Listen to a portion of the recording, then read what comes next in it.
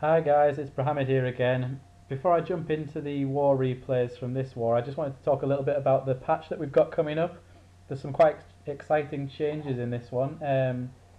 Obviously they've got the extra cannon level and there's the changes to healers. Not sure how much difference that's going to make to Town Hall 9s.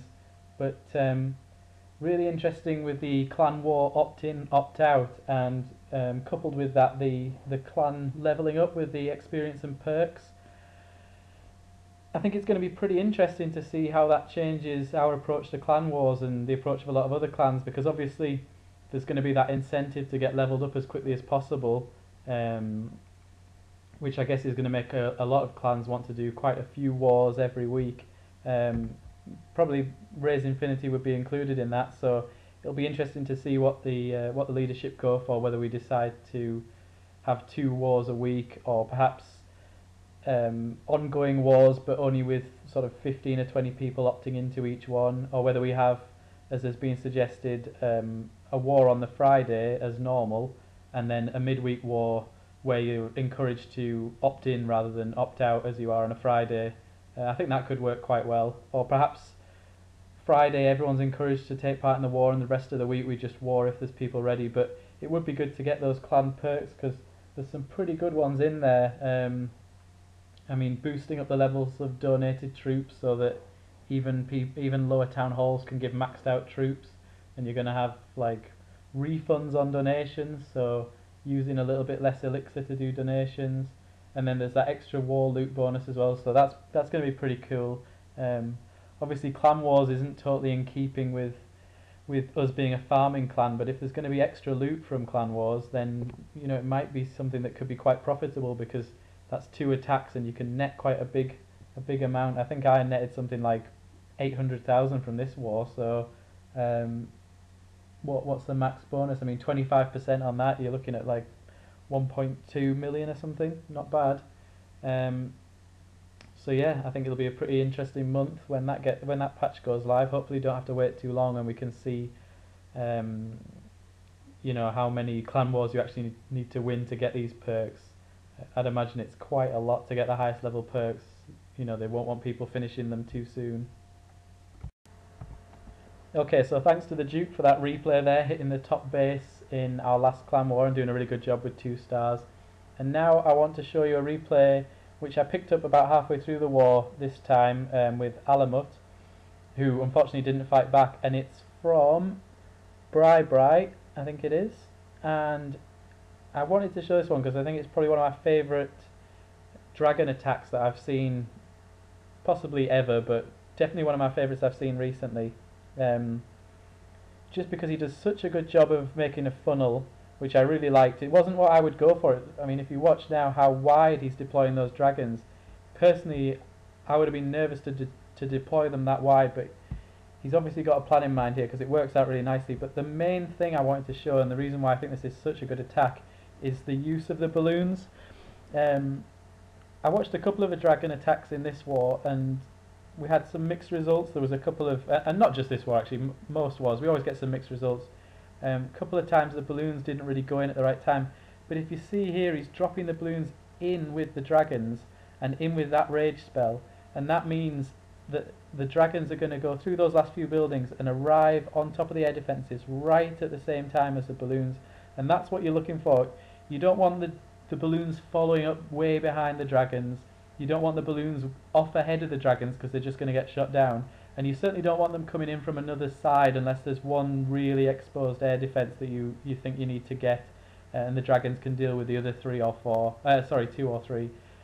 What you want is the balloons to be mixed in, and you want them to have a clear path to the core. So you almost want to make it so that you leave some other defences alive, so they've got a route to follow into that core, and you want them to arrive under rage at the same time as the dragons, and that's what this attack really showcases, just how to get them to arrive at the perfect time. So brilliant attack. In fact, I like this one so much I just wanted to quickly show how he'd use the defences and the buildings to get the balloons to come in.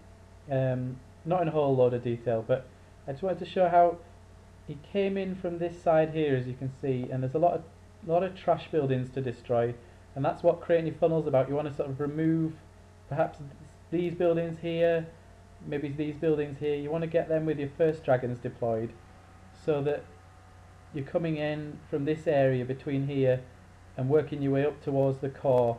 But as you saw in the replay, he uses these two buildings to draw his balloons in. So what you don't want to do is have your dragons starting here and destroying these two, and then when you drop your balloons in, say where this flag is, they're going to come over here.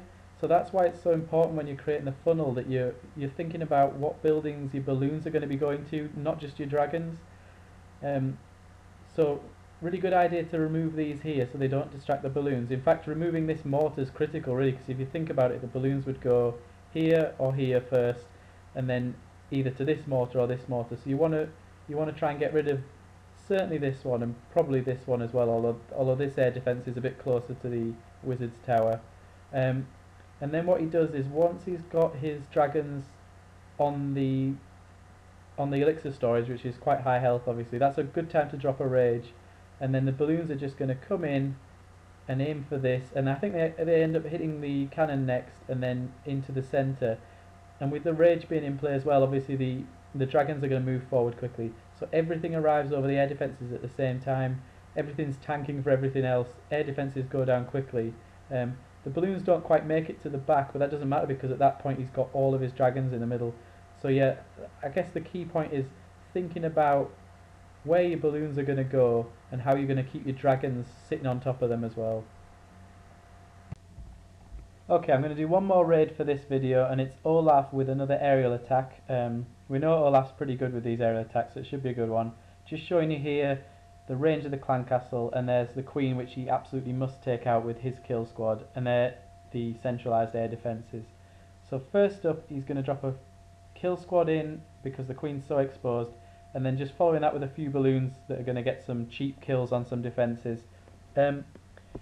You'll notice the queen obviously locks on straight away, but interestingly that balloon gets away and moves off to the side, and that actually draws the clan castle across and probably saves his queen at that point.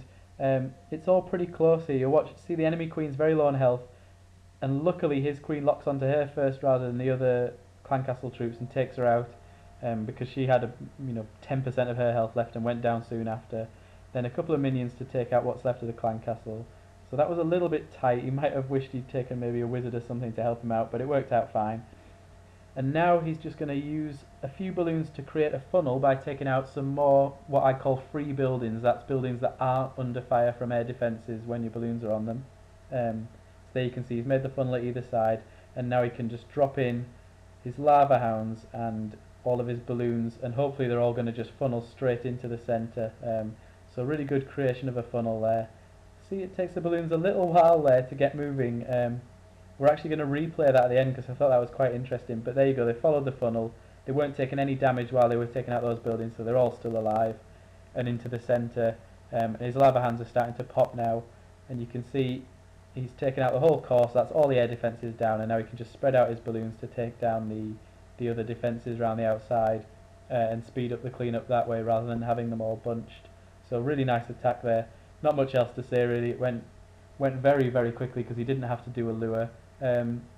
Olaf does like to take a few risks, so this week's risk was probably the clan castle lure and the queen kill. Absolute bare minimum of troops to do that, but it worked, so fantastic. And that meant, look how many troops he's got left at the end there for the cleanup. So really good attack. And yeah, I just thought I'd show this again. I kind of wish I'd shown the queen again actually, because it was a really, really cool queen on queen kill. But we saw that quite well the first time. So let's just zoom through this and get to the bit I wanted to show you. Yeah, here we go. So when the rage goes in, you'll see he drops down a good proportion of his balloons, and here they go. Drop 1, no result. Drop 2, no result. And there you go, drop 3, finally get some, obviously dropping duds there.